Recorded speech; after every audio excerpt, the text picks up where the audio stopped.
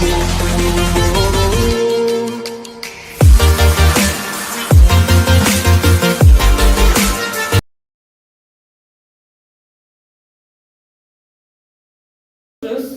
Part 7 है of chapter light. आज last part में हमने मैग्निफिकेशन और ये लेंस फॉर्मूला ये सब चीज देखा था। आज उसका एप्लीकेशन, तो एप्लीकेशन में आज मैं तुम्हारे बुक से दो एग्जांपल्स हैं वो सब सॉल्व करूंगा। इसके बाद लास्ट एक छोटा सा टॉपिक बचेगा पावर ऑफ द लेंस, उसको देख लेंगे। पहले ये क्वेश्चन देखते हैं। ए concave lens has a focal length of 15 centimetre. तो कॉन्केव लेंस का हमने जब साइन कन्वेंशन पढ़ा था तो उसका फोकल लेंथ क्या होता था? Negative. At what distance should an object be placed? At what distance should an object be placed from the lens be placed so that it forms an image 10 centimeter from the lens? Image distance दिया हुआ है, वो दिया हुआ है 10 centimetre from the lens बोला है, तो नेगेटिव। अब पूछा है हमसे कि इमेज डिस्टेंस जो है वो कितना होगा। हमें फोकल लेंथ दिया हुआ है, इमेज डिस्टेंस दिया हुआ है, ऑब्जेक्ट डिस्टेंस जो है वो कितना होगा वो पूछा है हमसे। तो लेंस फॉर्मूला हमारा क्या है? 1/v - 1/u = 1/f। Last time हमने जब मिरर किया था उसमें यह प्लस होता था, तो लास्ट पार्ट में मैंने दिखाया कि इसका जो फॉर्मूला है उसमें ये नेगेटिव आता है 1/v - 1/u। और एक डिफरेंस क्या बताया था कि मिरर में मैग्निफिकेशन का फॉर्मूला होता है -v/u और यहाँ पे मैग्निफिकेशन का फॉर्मूला होता है +v/u। तो अभी वैल्यूज पुट करते हैं। 1/-10 -1/u = 1/-15। तो एक काम करते हैं 1/-15। अच्छा चलो पहले ये ऊपर उठा देते हैं -1/15। अभी -1/15 को इस तरफ ले आते हैं और 1/u को उस तरफ ले आते हैं, तो कैलकुलेशन जो होगा वो इजी हो जाएगा। +1/15 = 1/u। तो यहाँ पे एलसीएम आ जाएगा 30, यहाँ पे आएगा -3, यहाँ पे आएगा 2, 1/u। तो ये आ जाएगा -1/30 = 1/u। तो u कितना हो जाएगा? रेसिप्रोकल -30। अब एक चीज देखना, हमें पता है कि मिरर हो, लेंस हो, कुछ भी हो, जो ऑब्जेक्ट डिस्टेंस है वो हमेशा नेगेटिव आता है। तो देखो हमारे आंसर में भी ऑब्जेक्ट डिस्टेंस जो है वो नेगेटिव आया। तो अगर ये पॉजिटिव आता तो तुम समझ जाते कि तुम्हारे कैलकुलेशन में कहीं पे गलती हुआ है, लेकिन माइनस आया तो दैट मींस ये सही है। अब हमसे पूछा गया कि मैग्निफिकेशन निकालने के लिए, तो हमारा ऑब्जेक्ट डिस्टेंस निकल गया। अब मैग्निफिकेशन का फॉर्मूला क्या बोला मैंने? v/u। हमारे पास v कितना है? -10 और u कितना है? -30। तो ये कितना आ गया? मैग्निफिकेशन आ गया हमारे पास 1/3। यानी अगर ये भी कर दे, डिवाइड कर दे, तो ये आ जाएगा 0.33। और अब देखो ये मैग्निफिकेशन पॉजिटिव आने का मतलब क्या है? मैग्निफिकेशन लेंस पे अगर पॉजिटिव आया तो इसका मतलब ये है कि ये वर्चुअल है एंड डायरेक्ट है। तो ये जो चीज है, ये क्वेश्चन पढ़ के भी तुम आइडिया लगा सकते थे। कैसे? देखो बोला है कि image is from 10 centimetre from the mirror, यानी इस तरफ इमेज बना है। और लेंस में वर्चुअल इमेज किस तरफ बनता है? बिहाइंड तो नहीं बनता, बिहाइंड मिरर में बनता है। और फ्रॉम है तो ये वर्चुअल इमेज ही होता। ये क्वेश्चन पढ़ के हमें समझ जाना चाहिए था कि इसका जो मैग्निफिकेशन आएगा वो पॉजिटिव में आएगा।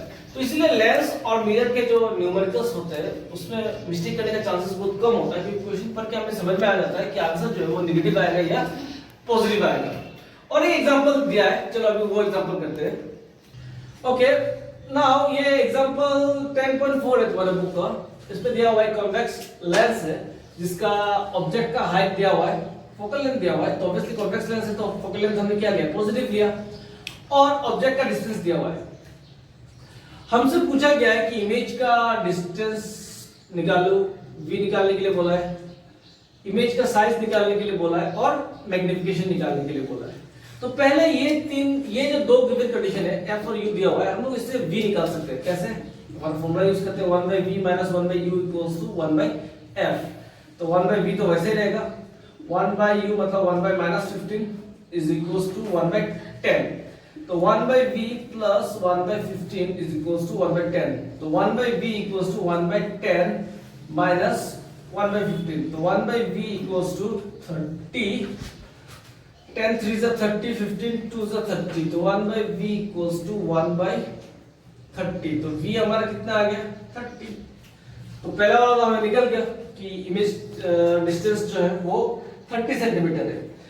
अब हमें ढूंढना है हाइट ऑफ द इमेज। तो हाइट ऑफ द इमेज के लिए हमारे पास एक फॉर्मूला है शायद कि h dash by h magnification का फॉर्मूला है is equals to plus v by u।